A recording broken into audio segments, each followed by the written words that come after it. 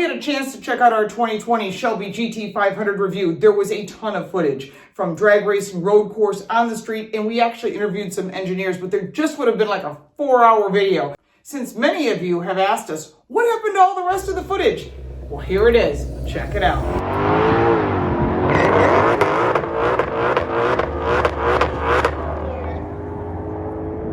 When it says go to the brake, when I tell you to go to the brake, you should start off with your light brake pressure, and as soon as it says that, you push it super hard and you hold it and you don't let it up. So let's try it again.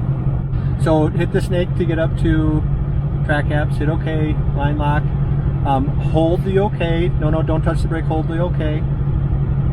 Firm on the brake, super firm, hit OK. Oh, go, wide, go wide.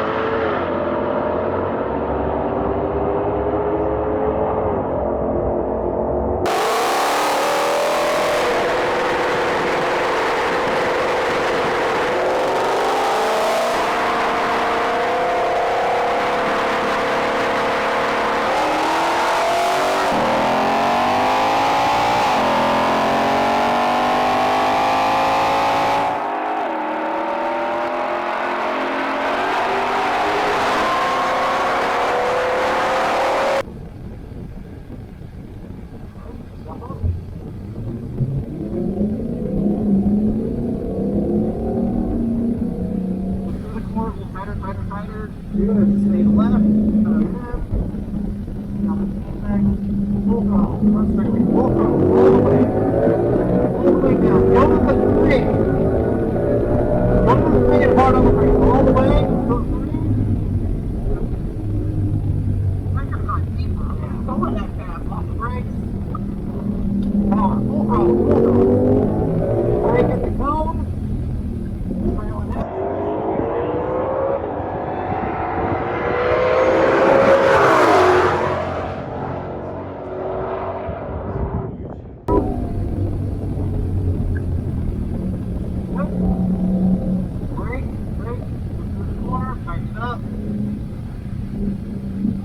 Full throttle, full throttle. Full throttle. Go to the tip. Good. Off the brake. Tighten up. Full throttle. Full throttle. Put it down. Put it down. Start to do that. Needle hook.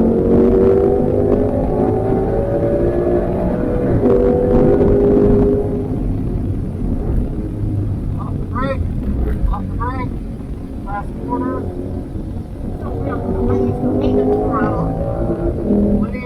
Plenty of grip. Hard to trust the street car, you know? I know.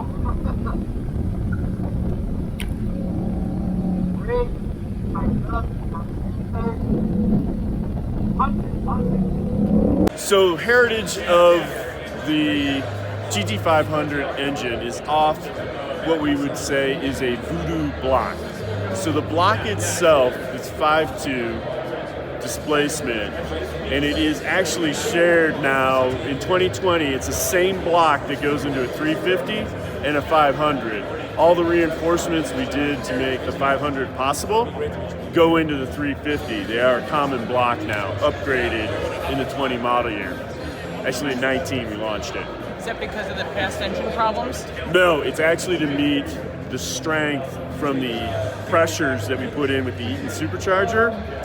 We lengthened all the bolt bosses and did all the ribbing, so we made the castings common between the two of them, so we could have one block going down the Romeo niche line.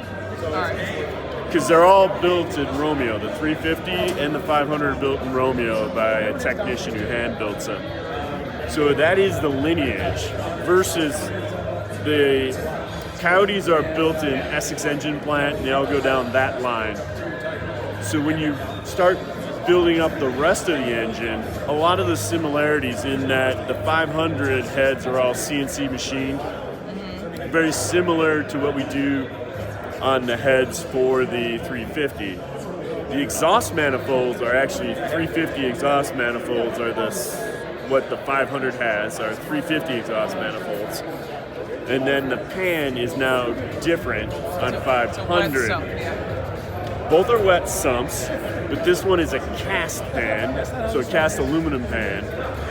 And then it also has a totally unique baffling system because this car takes higher lateral Gs than a 350R. All right, can you tell me about the crankshaft? Is it a flat plane or is it a this is we were having this question because it's a Coyote or a Voodoo, and that's where a lot of people are confused. Yep. So in this application, it's a unique crankshaft to take all the stresses of the supercharger. It is a cross plane because we don't need the high revving capability of the flat plane to get performance. The supercharger has so much power. We don't need to take the extra vibration that a flat plane would give us. So the cross plane works better with the high cylinder pressures, and we don't need to rev it up like we do on the flat plane. And then the damper systems are all unique to this to take the high loads and torsionals from this application. So, and then the connecting rods are all unique to this application on 500 versus 350 again because we're running higher pressures. So that means the bearings are different and the connecting. Yes, we have the same oil change intervals on 500 to 350, so it is a shorter oil change interval. And it just has to do with how we set up. Yeah, it's just we're running pretty high pressures in the ring packs, and what we did is we're more interested in the durability of it, and we give up a little bit of oil consumption versus the Coyote 5 liter. So both the Shelbys will have shorter oil changes in the interval than the base 5 liter does. So I've been informed there are tons of police officers well aware that we are here. Yeah. Well, thank God we picked a low-key model. Right. That's the key. That's the back of the key. And there's a little compartment for storage here on the left. So we are in a track pack car, and I chose it because that's the one I'm getting. You can get them in non-track pack, which is going to be the bulk of these vehicles because the carbon is coming from an outside supplier, and they have to be hand installed, and so they're making less of them, which means those of you that purchase track pack cars have a serious collectible. I can get in trouble just here. Oh my God, this sounds so freaking good. It sounds like a real car. None of this EV crap.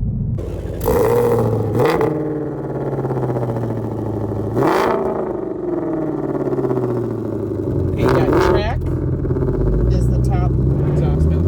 It's more than track, maybe. Why would I waste my time with anything else? So we're on the first opportunity to drive this GT500 that everybody's demanding to get on. A very limited amount of journalists will have access to this, and Paul and I are blessed to have this opportunity. Yes. You know, this is just another sucky day at the office.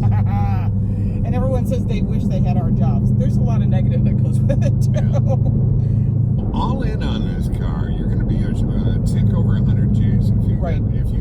I came in that high. Buy the car cover, but when you gotta get the tech pack because you're missing some of the goodies. And then on top of that, you want the carbon pack if you can get it. This is my thing, and for those of you Shelby and Mustang junkies, if we don't answer your questions, you gotta put them in the comments below.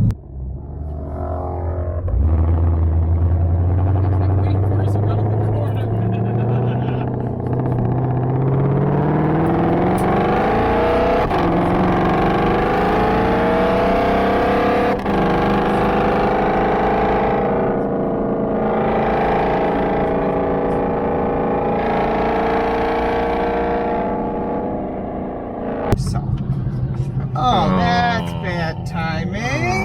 Oh, Newman. We have a propane truck in front of us. Propane truck in front of All us. right, we're gonna wait. It's the only thing on the road that's got more gas than I do.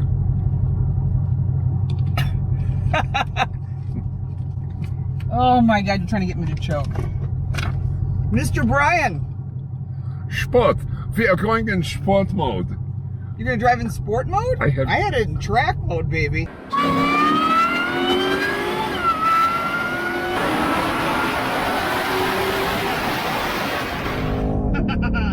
The cops want to know more about the car than anything.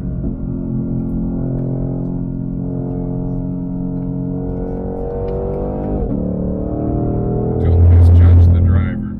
Okay, this is highly unorthodox, but very fun. We're down almost to zero. Oh, Nikes.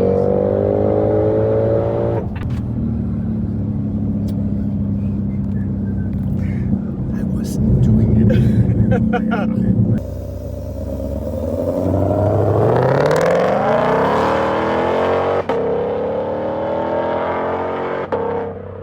I hope you love the 2020 Shelby GT500 as much as I do. I'll be receiving one around mid-November. We'll try to do a review based on weather. If not, we may have to wait till the spring. That just breaks my heart. But can't help the weather. I'm so excited to get my own Shelby. Hopefully you've got some questions. If you do, put them down below. Check out all of our other reviews. We drove the new Corvette as well as some other really totally awesome cars. And we look forward to seeing you next time. Thank you so much for watching.